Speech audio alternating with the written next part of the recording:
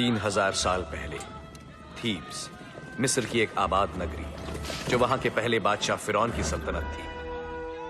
उस सल्तनत में ताकतवर इम्होटेप भी रहता था, जो फिरौन का अजीम पादरी था, जिसमें काले जादू से मुर्दों में जान डालने की काबिलियत थी। वहां अंगसुनामुन भी रहती थी, जो फिरौन की माशुका थी। बादशाह फिरौन के अलावा कोई दूसरा आदमी उसे छू नहीं सकता था।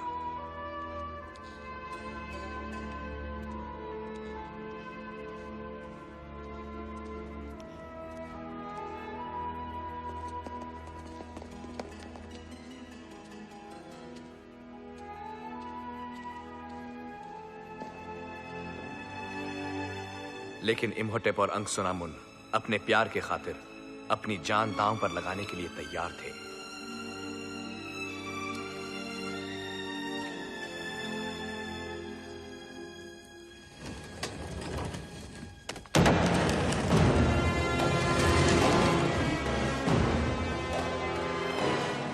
आप लोग यहाँ क्या कर रहे हैं?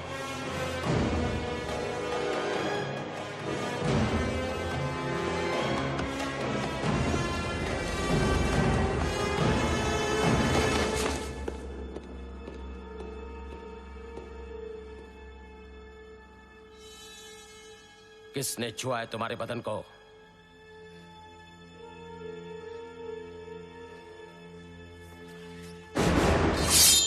इम्होटेप, मेरे पादरी?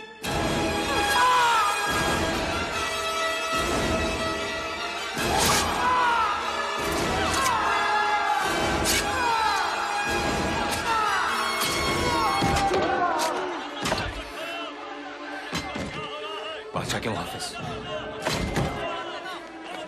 वो तुम्हें खत्म कर देंगे। जाओ यहाँ से। नहीं, कभी नहीं।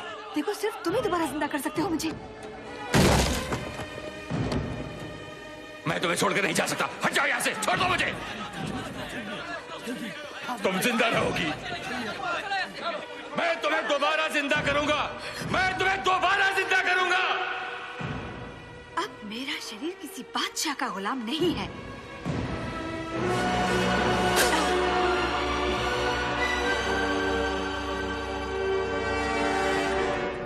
अंगसुनामुन को दोबारा जिंदा करने के लिए इम्होटेप और उसके साथियों ने तहखाने में घुसकर उसकी लाश चुरा ली।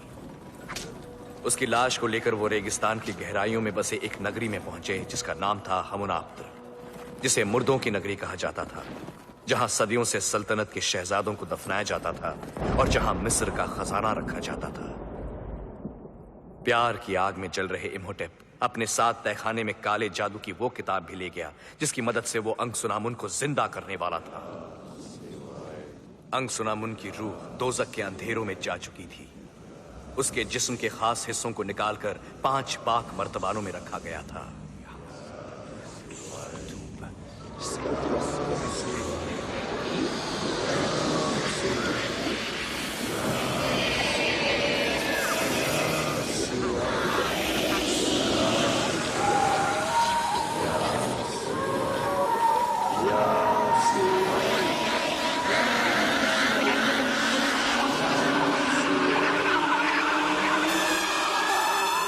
अंगसुनामुन की रूह नर्क के अंधेरों से लौट आ ही रही थी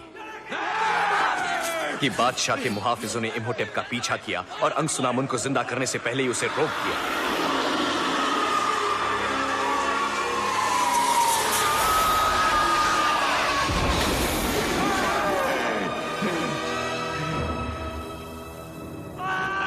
इम्होटेप के सभी साथियों को ताबूतों में जिंदा दफना दिया गया।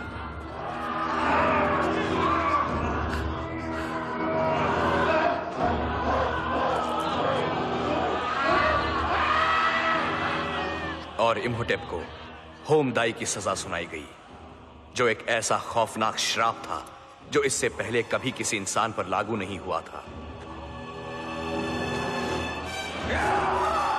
उसे हुनुतशुदा लाश बनाया गया।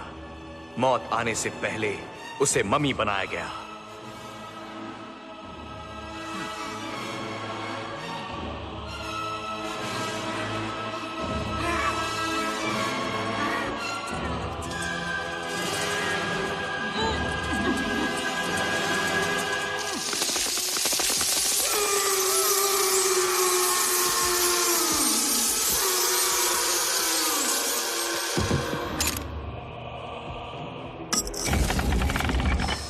कारोबार की इस अनोखी ताबूत के अंदर उसे सदियों तक बंद रहना था। दुनिया की कोई ताकत उसे कभी आजाद नहीं होने देगी, क्योंकि अगर वो आजाद हुआ तो कयामत आ जाएगी। वो इंसानियत पर कहर बनकर टूटेगा, महामारी की तरह, जिसमें सदियों की बेमिसाल ताकत होगी, जो पूरे रेगिस्तान को अपने अंदर समा सकेगा, जो अमर होगा और जिस पर फतेह हासिल करना नामुमकिन होगा।